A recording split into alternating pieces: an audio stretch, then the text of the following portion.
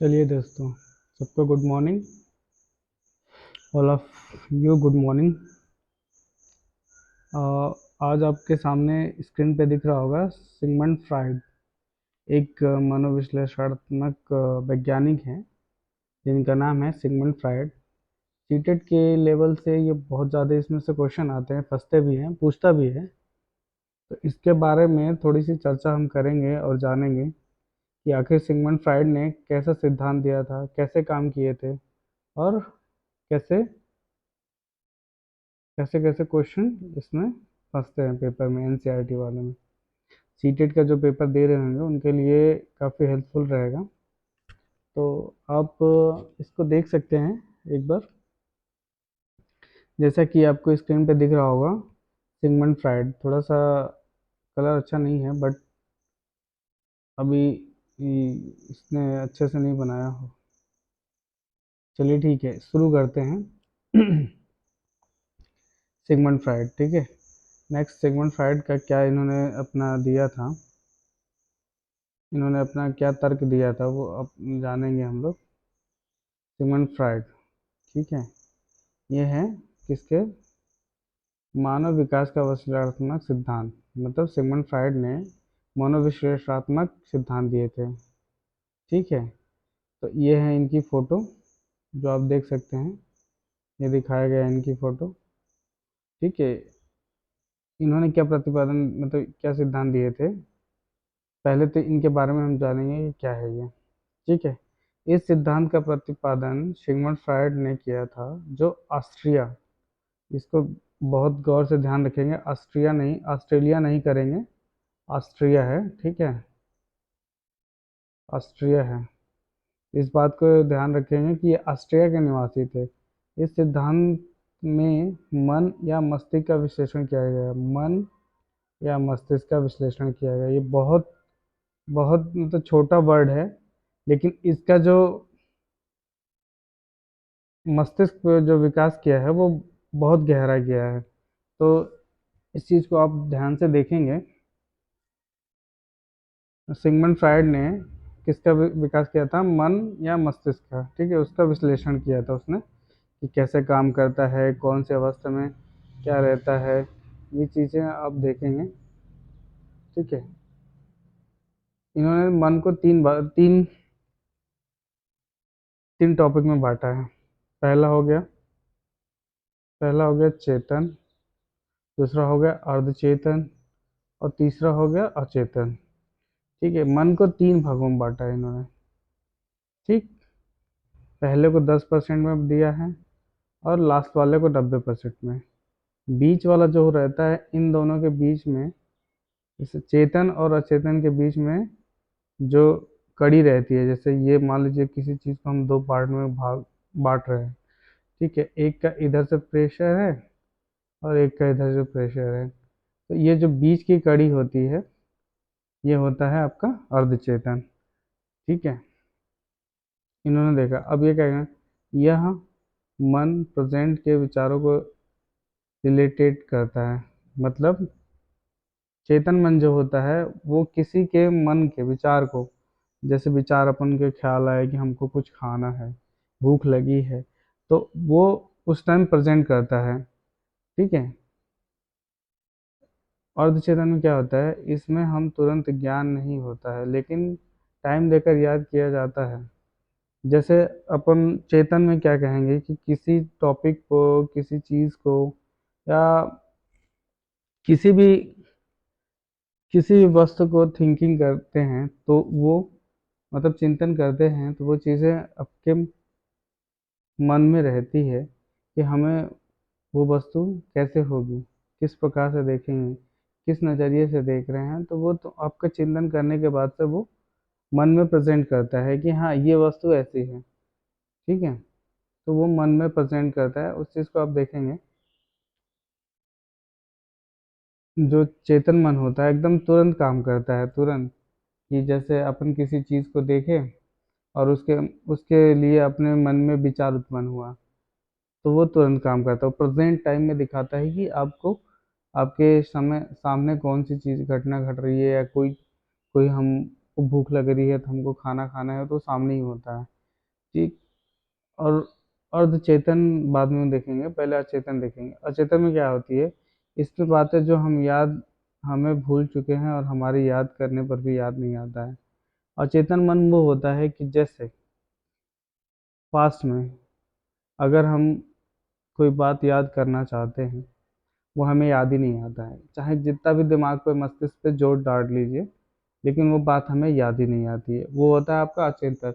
जो आपने याद किया है वो भूल गया है, याद ही नहीं आ रहा है, बिल्कुल याद नहीं आ रहा है, तो वो होता है आपके अचेतन मन में चला गया है। ठीक है। या तो आप किसी चीज़ को देखे हो या कहीं किस जगह पे गए हो और दोबारा उसको मनन कर रहे हैं या सोच रहे हो, वो आपको याद नहीं आ रहा हो, तो वो समझिए कि वो आपके अचेतन मन में चला गया। सिंपल लैंग्वेज में बोले तो जैसे आप मान लीजिए घर गए। घर तो सबको खैर याद रहता है, बट मान लीजिए आप कहीं जॉब करने के लिए गए। जॉब करने गए, वहाँ जॉब किया आपने 1 साल। 1 साल बाद फिर वापस घर आए और 1 साल घर रुक गए। ठीक है। 1 साल, 2 साल, 3 साल, मान लीजिए 4 साल रुक गए। 4 साल बाद जब आप जाते हैं फिर वापस उसी जगह पे, तो वो चीज़ें आपको याद ही नहीं आती है। आप कितना भी दिमाग पे जोर डाल लीजिए, वो याद ही नहीं आती है कि हम यहाँ पे रहे हैं, ये काम किए हैं। तो वो जब याद नहीं आता है तो कहाँ चला गया है, अनकॉन्शियस हो गया, मतलब आपके माइंड में पूरा अंदर मतलब चला गया है। वो याद ही नहीं आता है, मतलब भूल गए, विस्मृति हो गया आपका। वो होता है अचेतन मन होता है। ठीक है। चेतन और चेतन के बीच में एक अर्ध चेतन रहता है। जैसे आपने जॉब करके आए हैं, फिर गए और आपको वो चीज़ें थोड़ा याद आने लगा कि हाँ, मैं यहाँ पे आया था, ऐसे ऐसे हुआ था, मैंने जॉब किया था, कब ड्यूटी जाता था, किस किस आदमी से मिला है। तो थोड़ा सा जोर डालते हैं दिमाग पे तो वो चीज़ें हमें याद आ जाती है। तो होता है हमारा अर्धचेतन, क्योंकि वो दिमाग में कहीं ना कहीं छुपी रहती है। जब हम दिमाग पे जोर डालते हैं तो वो चीज़ें हमें याद आ जाती है, तो वो होता है आपका अर्धचेतन। चेतन और अचेतन के बीच में जो पार्ट्स कहीं छुपे रहते हैं, कहीं खोए रहते हैं और याद कर तुरंत आ जाता है, वो होता है आपका अचेतन।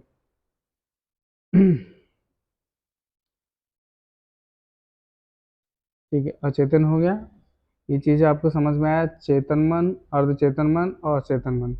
ये जो होता है ना, मस्तिष्क का है। ये मस्तिष्क में हमारे कहीं ना कहीं उभर रहा होता है, कहीं ना कहीं हमारे मतलब लक्ष्य में आता रहता है। जब हम कोई पढ़ाई करते हैं, जैसे कोई चीज़ याद करते हैं, तो वो चीज़ें हमें कहीं ना कहीं दिखाता रहता है कि हाँ, आपके मन में है कि मन से निकल गई है। मान लीजिए कोई फार्मूला हमने याद कर लिया और याद करने के बाद भूल गए, और कुछ देर बाद हमने जो डाला तो तुरंत याद आ गया, तो वो होता है हमारा अर्धचेतन। और एकदम से भूल गए, याद ही नहीं आ रहा है, तो समझिए कि वो आपका अचेतन मन में चला गया है, इसलिए आपको याद नहीं आ रहा है। ठीक है। नेक्स्ट देखते हैं।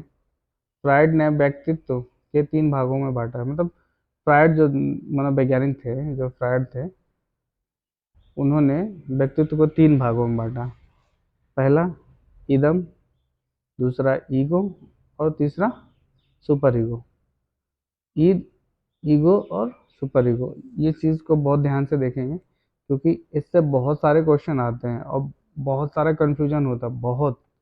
लेकिन इस चीज़ को आप बहुत ध्यान से देखेंगे और एकदम सिंपल लैंग्वेज में देखेंगे, क्योंकि बहुत मतलब आप कह सकते हैं कि इससे क्वेश्चन घुमा फिरा के पूछता ही पूछता है। सी टेट में हो, चाहे टेट में हो, चाहे एम पी टेट में हो, चाहे यूपी टेट में हो, चाहे एन वी एस में हो, चाहे के वी एस में हो, सब में ये घुमा फिरा का क्वेश्चन इन 3 टॉपिक से, 3 वर्ड से पूछेगा ही पूछेगा आपको।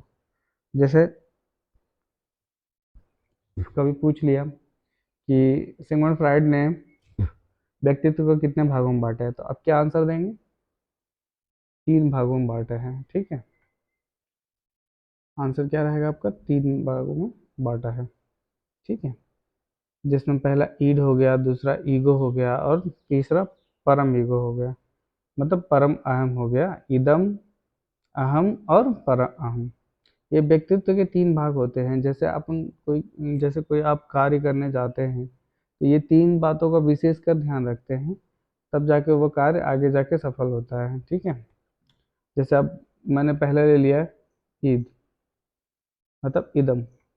इदम में क्या होता है कि इसमें व्यक्ति की की शारीरिक और मूल आवश्यकता होती है, जैसे भूख, प्यास, सेक्स आदि को सर्टिफाइड करना होता है, और वह सामाजिक आवश्यकता और नैतिक मूल्यों की चिंतन किए बिना इच्छाओं की पूर्ति पर बल दे देता है। जैसे आपको कहा जाए कि आपको भूख लगी है, तो ना आपको कुछ आगे दिखता है ना पीछे दिखता है। आपको खाना खाने की इच्छा है तो खाना खाना ही है ना, चाहे कैसे भी खाना है, चाहे मार के खाना हो, चाहे किसी से छीन के खाना हो, लेकिन आपको खाना ही खाना है। पानी पीना है तो आपको पीना ही पीना है। जो भी आपको कार्य करने का मन कर रहा है तो आपको करना ही करना पड़ेगा। आगे पीछे आप नहीं सोचते हैं कि हाँ आगे क्या होगा, इसका परिणाम क्या मिलेगा, दुष्परिणाम होगा कि अच्छा रहेगा। तो ये चीज़ें बहुत मतलब सामाजिक मूल्य से अच्छी भी रहती है, बुरी भी रहती है। आपने सामाजिक जो सामाजिक आपके समाज में जो लोग रहते हैं, वो नैतिक मूल्यों के ऊपर आप विचार नहीं करते हैं कि हाँ आगे मेरे को क्या होगा, आगे इसका परिणाम दुष्परिणाम होगा कि परिणाम अच्छा रहेगा, इस चीज़ का आप बिल्कुल नहीं सोचते हैं और वो कार्य कर डालते हैं। जो भी कार्य करना होता है, जैसे आप अपराध है, मान लीजिए आप आपने अपराध किया कोई, जैसे कोई बालक है मान लीजिए अपराध कर दिया, स्कूल में गया और टीचर से उसको भूख लगी, मान लीजिए स्कूल में गया और उसको भूख लगी और टीचर से बिना पूछे चला जाता है। क्योंकि जब उसको भूख लग जाती है ना, तो ना आगे देखता है ना पीछे देखता है। वो ये नहीं देखता कि टीचर हमको पनिशमेंट करेगा कि नहीं करेगा। उसके मन में बस बोल देता है कि नहीं अब आपको खाना ही खाना है, तो वो वहाँ से निकल के जाके अपनी इच्छा की पूर्ति कर लेता है। और बिना कुछ सोचे, मतलब कि टीचर हमको पनिशमेंट करेगा, कॉलेज से निकाल देगा, क्या करेगा, उसका कुछ नहीं रहता। वो अपनी इच्छा की पूर्ति कर लेता है। वैसे ही बालक और बालिका होते हैं, तो जब 18 वर्ष के किशोरावस्था में आते हैं तो उनका अट्रैक्शन होता है जो एक दूसरे के प्रति हो जाता है। लड़का लड़की के प्रति हो जाता है, लड़की लड़के के प्रति हो जाता है। तो उसमें एक अट्रैक्शन होता है। तो किशोरावस्था में बताया गया है कि उसमें जब अट्रैक्शन होता है तो ना लड़का देखता है आगे, ना लड़की कुछ देखती है। अगर उनको कहीं जाना है, कहीं रेस्टोरेंट में बैठ के खाना है, उनकी इच्छा हुई तो वो कर ही डालते हैं। वो नहीं देखते हैं कि वो जाके वहाँ पे बैठ के खा लेते हैं, लेकिन ये नहीं देखते कि समाज क्या बोलेगा, हमारे नैतिक विचार मिलते हैं कि नहीं मिलते हैं। वो अपनी इच्छाओं की पूर्ति करते हैं और दोनों साथ रहते हैं। ठीक है, ये आपका इदम कहता है कि आप कार्य करो, फल की चिंता मत करो। इदम जो कहता है कि आप कार्य करो लेकिन फल की चिंता मत करो। उसके बाद आता है आपका अहम आता है। अहम क्या कहता है, यह आवश्यकता या इच्छाओं की संतुष्टि की योजना का निर्माण करता है और उसके इम्पोर्टेंस करता है या परिणाम की चिंता करता है। जैसे अहम होता है, अब आपने कार्य तो कर दिया, आपके मन में इच्छा हुई कि हमको ये कार्य करना है तो आपने कर दिया बिना कुछ सोचे समझे। लेकिन जब वही बात अहम पे आती है तो वो क्या करता है, उसको बताता है कि आप करोगे तो इसका परिणाम गलत भी हो सकता है, इसका परिणाम अच्छा भी हो सकता है। अहम जो होता है, जो ईगो होता है, वो दोनों तरफ चलता है कि बोलेगा कि अच्छा भी हो सकता है और बुरा भी हो सकता है। तो वो डिपेंड करता है कि आप किस तरफ जाते हो, किस तरफ ज़्यादा थिंक करते हो, किस तरफ ज़्यादा मनन करते हो, चिंतन करते हो। तो वो आपके ऊपर डिपेंड करता है कि आप किस लेवल की तरफ जाते हो। तो ऐसा कौन कहता है, अहम कहता है। इदम तो ये कहता है कि आप कार्य करो, लेकिन वो कार्य कर लेता है और बिना कुछ सोचे समझे करता है। लेकिन अहम करता है कि कार्य तो कर रहे हो, लेकिन पहले आगे का सोचो फिर पीछे का सोचो कि अगर हम कोई गलत कार्य कर रहे हैं तो हमें क्या होगा। हमें मन हम कोई गलत कार्य कर दिए मान लीजिए, तो हमें पनिशमेंट मिलेगा, समाज द्वारा पनिशमेंट मिलेगा कि नहीं मिलेगा। ये सब चीज़ें कौन बोलता है, अहम बोलता है। ठीक है, आई होप कि आप लोग को समझ में आया होगा कि इदम और अहम में क्या डिफरेंस है। उसके बाद आता है सुपर ईगो, मतलब परा अहम। अहम के बाद भी एक परा अहम है। वो क्या करता है, समाज के प्रति जो परा अहम है, सुपर ईगो है, उसके बाद आता है सुपर ईगो। यह समाज द्वारा नैतिक सत्रों के अकॉर्डिंग काम करता है। मतलब जो जो समाज है, जो समाज में जो बनाया गया है नैतिक, उसके प्रति ये कार्य करता है। जैसे जैसे मान लीजिए आपने कोई गलती कर दी हो, तो वो जो होता है सुपर ईगो, उस चीज को यानी व्यक्ति जिस प्रकार के अंदर सुपर ईगो ज्यादा होती है वो बुरे कामों को उतना ही दूर होगा। और जिस प्रकार जैसे चोरी करना, झूठ ना बोलना, ये चीजें होती है परा अहम में। जो साधु संत होते हैं वो परा अहम में जीते हैं। जैसे मान लीजिए आपको आपने कार्य कर दिया, ठीक है, तो उस चीज को कौन बताएगा कि आपने अच्छा कार्य किया कि बुरा कार्य किया? वो होता है जो बताता है, वो आपको परा अहम बताता है। ये जो तीन चीजें हैं, इदम, अहम और परा अहम, ये जो तीन चीजें होते हैं वो आपके मस्तिष्क में होता है। और इतने तेज होता है कि आपको समय नहीं लगता है उस कार्य को आगे करने के लिए।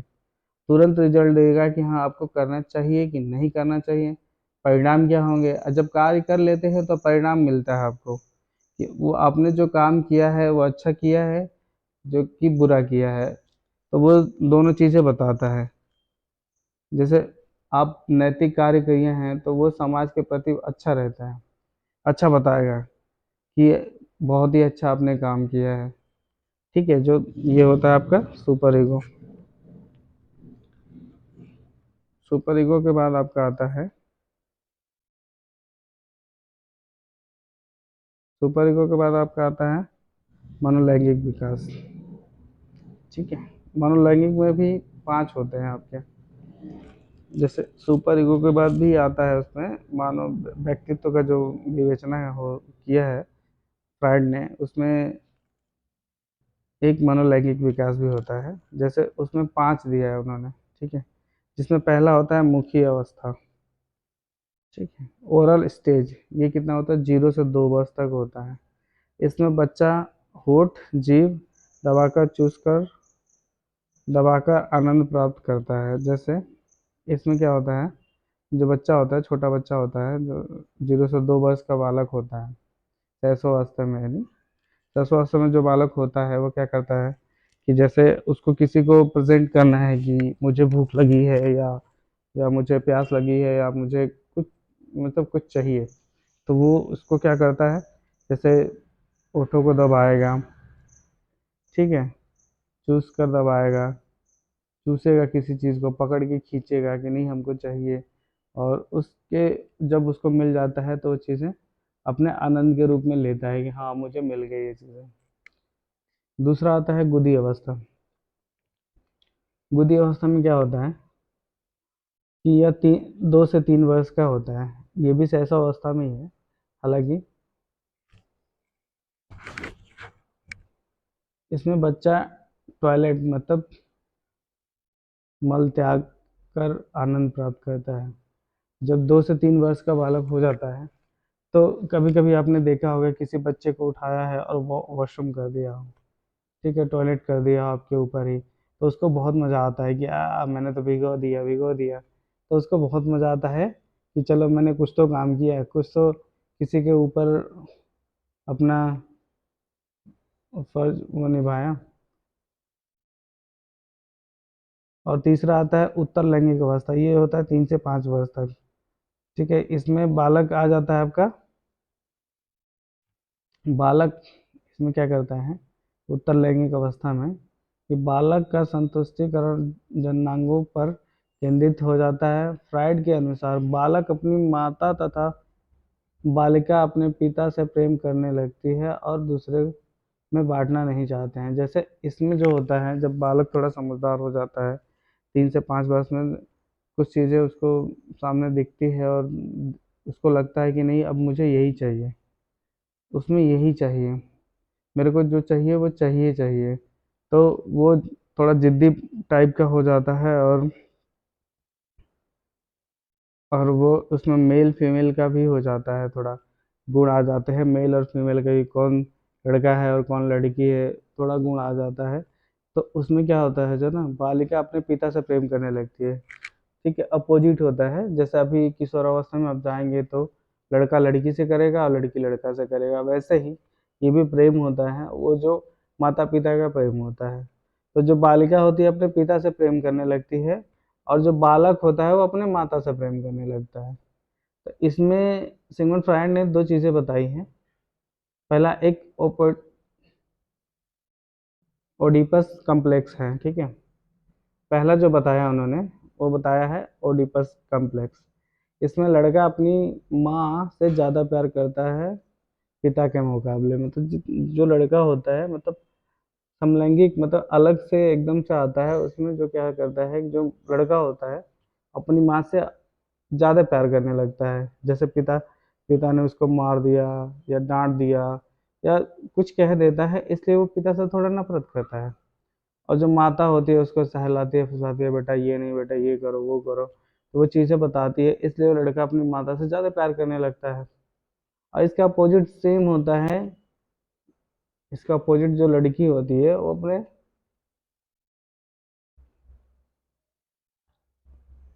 लड़की जो होती है अपने पिता से ज़्यादा प्यार करने लगती है। जैसे उसको बोलते हैं इलेक्ट्रा कॉम्प्लेक्स। इसमें क्या होता है, इसमें लड़की अपने पिता से माता के प्रति ज़्यादा प्यार करने लगती है, माँ के मुकाबले में अपने पिता से ज़्यादा प्यार करती है इलेक्ट्रा इलेक्ट्रा कॉम्प्लेक्स में। तो इसमें क्या होता है कि जो लड़की होती है अपने माता से डरती रहती है और पिता से ज़्यादा प्यार करती है, क्योंकि पिता उसको ज़्यादा लगता है कि जो है मेरे पापा हैं, मेरे हीरो पापा हैं। तो उसको ऐसा लगता है, इसलिए वो ज़्यादा अपने पिता से प्रेम करती है। ठीक है, ये दो आते हैं, दो अवस्थाएं आती है, इलेक्ट्रा कॉम्प्लेक्स और आता है ओडिपस कॉम्प्लेक्स। इलेक्ट्रा में क्या होता है, लड़की अपने पिता से प्यार करती है, और ओडिपस में लड़का अपने माता से प्यार करता है। ये चीज़ें हमने जाना। फिर उसके बाद चौथा आता है सुषुप्त अवस्था। इसमें इसमें काम क्रियाएं बंद हो जाती है और बच्चा अपने सेम जेंडर के सतह सतह रहना शुरू कर देता है। जैसे सुप्तावस्था में वो होती है कि ये 5 से 12 वर्ष होता है, जब ये बालक बाल्य अवस्था में आता है तो क्या करता है कि ये अपने सेम जेंडर में रहने लगता है। जैसे अपने अपने साथ के उम्र के लड़कों के साथ खेलना कूदना पसंद करता है, उनके साथ गैंग बनाना शुरू कर देता है, उनके साथ समूह में रहना शुरू कर देता है, दोस्त बनाता है। उसके बाद से माता पिता का लगाव थोड़ा कम हो जाता है, हालांकि रहता ही है लेकिन कम हो जाता है। और लड़का जो होता है अपने दोस्त मित्रों के साथ रहने लगता है। और ये जो क्रियाएं होती है कि नहीं मम्मी मेरे लिए ठीक है, पापा मेरे लिए ठीक हैं, तो वो चीज़ें थोड़ा उसको ज्ञान होता है, तो वो चीज़ें थोड़ा कम हो जाती है। उसके बाद अपने दोस्त यार के साथ ज़्यादा रहने लगता है। ये वाला अवस्था इसमें है। ठीक। और पांचवा अवस्था जो होता है जननांगीय अवस्था होता है। ये 12 से 18 वर्ष का होता है। विषलैंगिक विषलैंगिक प्रेम होता है इसमें। अभी मैंने आपको बताया था कि जो लड़का होता है वो लड़की से प्यार करने लगता है, और जो लड़की होती है वो लड़का से प्यार करने लगता है। प्यार मतलब कि किसी चीज़ को लेना, किसी चीज़ को देना, उससे ज़्यादा मतलब उसको पसंद करना कि नहीं ये चीज़ें मेरे को बहुत पसंद है। तो ये चीज़ें होती है। ठीक है, उसके एक एक आता है समूह, नरिसिज्म। ये नैरिसिज्म तीसरा ऑप्शन है। ये इसमें क्या होता है कि जो बालक होता है वो खुद से प्यार करने लगता है। कहीं कहीं शीशे के सामने खड़ा होगा, कहेगा मेरे से ज्यादा तो कोई सुंदर है ही नहीं। किसी वो अपने प्रति इतना प्यार करने लगता है कि उसके अलावा किसी और को वो सुंदर देखता ही नहीं है, वो खुद से ज्यादा प्यार करता है। ये उसके साथ नैरिसिज्म हो जाता है। ठीक है, नैरिसिज्म समझ में आया, जो खुद से प्यार करता है वो नैरिसिज्म होता है। ठीक। अब आता है समायोजन, एडजस्टमेंट। समायोजन एक सीटेड के लिए बहुत खास टॉपिक है। इसमें क्या होता है, परिस्थिति के अनुसार अपने आप को ढाल लेना समायोजन कहलाता है, ताकि अपनी आवश्यकताओं को संतुष्ट किया जा सके। जैसे मान लीजिए आपकी परिस्थिति है कि आप विद्यालय जा सकते हैं, 2 वक्त का खाना खा सकते हैं और कुछ काम भी कर सकते हैं साथ में, तो आपके कुछ पैसे भी मिल जाते हैं। तो उस परिस्थिति में आप अपने आप को वैसे ढाल लेते हैं कि नहीं, मुझे ऐसे करना है, सुबह उठना है, खाना खाना है, फिर विद्यालय जाना है, फिर विद्यालय से आके माँ के कामों में हाथ बढ़ाना है, पापा के कामों में हाथ बढ़ाना है। ये क्या करते हैं कि थोड़ा अपने आप को डेवलपमेंट करते हैं आप, और उसके स्थिति मतलब घर के अनुसार आप उस चीज़ को ढाल लेते हैं कि इतने टाइम में पढ़ना है और इतने टाइम में हमको माँ के साथ वक्त बिताना है और इतने टाइम में पापा के साथ वक्त बिताना है। तो वो होता है समायोजन कर लेता है, अपने आप को ढाल लेता है उसी के अकॉर्डिंग, उसी के टाइम के अकॉर्डिंग कि हाँ, इस समय तक इतना काम करना है मेरे को। और और अपनी आवश्यकताएं जो होती है, जो अंदर से इच्छा होती है कि नहीं मैं ये भी कर लूँ, दूसरे के बालक तो ये कर रहे हैं तो हम भी ये कर लें, तो वो उसके प्रति अपने आप को संतुष्ट करता है कि नहीं, मैं इतना ही में हूँ तो इतना ही ठीक है मेरे लिए। ठीक है, मेरे को अगर 2 टॉफी मिली है तो 2 टॉफी में ही मैं खुश हूँ। अपने आप को उसमें समायोजन कर लेता है, मुझे 4 की इच्छा नहीं है, मुझे 2 ही चाहिए। तो इस तरह से अपने आप को डालता है। उसके बाद आता है कुसमायोजन। कुसमायोजन में क्या होता है, यदि कोई व्यक्ति वातावरण में पानी सॉरी यदि कोई व्यक्ति वातावरण में अपनी आवश्यकताओं की पूरी नहीं कर पाता है तो उसे कुसमायोजन कहते हैं। जैसे अभी मैंने बोला था कि समायोजन में क्या होता है कि हमको 2 टॉफी मिली है तो हम 2 टॉफी में खुश हैं, हमको 4 नहीं चाहिए। लेकिन कुछ लोग ऐसे होते, कुछ ऐसे बालक होते हैं कि उनको अगर 2 मिल गया और 2 किसी और के पास है तो वो इच्छा रखता है कि 2 टॉफी मेरे पास तो है ऑलरेडी, लेकिन वो जो 2 टॉफी उसके पास है वो भी मुझे चाहिए। तो वो अपने आप को ज़्यादा इन्वायरमेंट में ढाल ढाल नहीं पाते हैं, उस वातावरण में ढाल नहीं पाते हैं। उन्हें उस बालक को बोलते हैं कुसमायोजन बालक हो गया है, क्या अपने आप को ज़्यादा ढाल नहीं पा रहा है वो। फिर कुसमायोजन के कुछ तत्व बताए गए हैं, जैसे आप देख सकते हैं। तनाव, उसमें क्या होता है, जब जो कुसमायोजन वाले बालक होते हैं उसमें क्या होता है, तनाव। जब व्यक्ति वातावरण और मांग के अनुसार, तनाव में क्या होता है, जब व्यक्ति वातावरण और मांग के अनुरूप कार्य नहीं कर पाता है तो तनाव में आ जाता है। जैसे इस बात से आप क्या कह सकते हैं कि कोई व्यक्ति है, मान लीजिए कोई बॉस है, ठीक है, और उसने बोला कि मैं तुम्हें फाइल दिया हूँ और ये काम इतने टाइम में हो जाना चाहिए, और वो व्यक्ति करने के लिए मतलब उस कार्य को करता है, और उसके बाद से वो टाइम पे नहीं हो पाता है, बॉस आता है पूरा उसको खारी खुटी सुना देता है। तो व्यक्ति का रोज का मतलब दिनचर्या बन जाता है, रोज ऐसे ही कार्य देता है, वो कर नहीं पाता है, तो स्ट्रेस में आ जाता है, वो तनाव महसूस करने लगता है कि यार मुझे इस काम करना ही नहीं चाहिए। तो थोड़ा अपने आप को तनाव महसूस करता है। दूसरा उसमें आता है दबाव, कंपेरिजन, मतलब दबाव प्रतियोगिता के कारण होता है। आत्मसम्मान के लिए व्यक्ति दबाव में आ जाता है। जैसे अब मान लीजिए उसी के बगल में कोई और बैठा हो, अब बोलता वो काम समय पे दे देता हो बॉस को और आप नहीं दे पाते हो, तो वो क्या होता है कि उसके प्रति मतलब वो सोचता है कि यार मैं भी अपना कार्य करके दूंगा, तो थोड़ा उसके प्रति उसको दबाव महसूस होने लगता है कि यार ये बंदा कर लेता है और हम नहीं कर पाते हैं।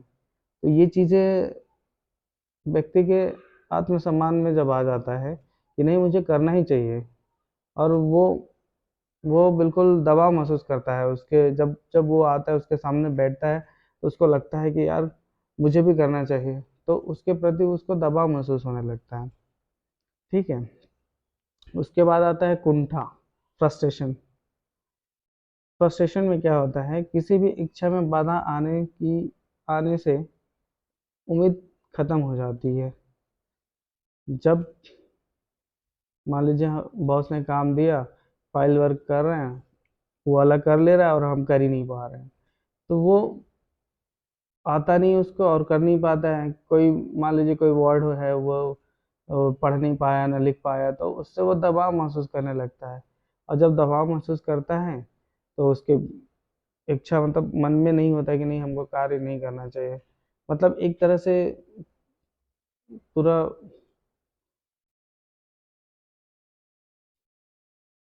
पूरा कर नहीं पाता है। तो उसकी इच्छाएं धीरे धीरे खत्म होने लगती है, और जब इच्छाएं खत्म होती है तो वो बाधा उत्पन्न कर देता है। धीरे धीरे उस व्यक्ति की जिज्ञासा खत्म होने लगती है, और उसी कार्य वो जो जिज्ञासा जब खत्म होती है कोई कार्य करने के लिए, तो उसके अंदर बाधा उत्पन्न हो जाती है। ठीक है। अब आता है द्वंद्व। द्वंद्व को इंग्लिश में क्या बोलते हैं? कॉन्फ्लिक्ट। जब एक ही समय में दो शक्तियां जागृत हो जाती है, तब व्यक्ति के अंदर द्वंद्व उत्पन्न हो जाता है। जैसे कि आप देख सकते हैं कि एक ही समय में मान लीजिए आपको लगा कि नहीं, घर का भी काम कर लें और ऑफिस का काम कर लें, तो इस समय आपके अंदर दो शक्तियों का आभास होता है कि एक तो आप घर का काम भी कर रहे हैं, ऊपर से दूसरा ऑफिस का भी काम कर ले रहे हैं, तो वो होता है आपका कॉन्फ्लिक्ट। ठीक है, कॉन्फ्लिक्ट समझ में आया। अब आता है सुरक्षा। सुरक्षा युक्तियाँ, डिफेंस मेजर। इसमें क्या होता है? सुरक्षा युक्तियाँ में क्या होता है? ऐसी युक्तियाँ होती है जिसमें व्यक्ति विशेष परिस्थिति में अपनी चिंता और कमियों से मुक्त पाने के लिए एक अवस्था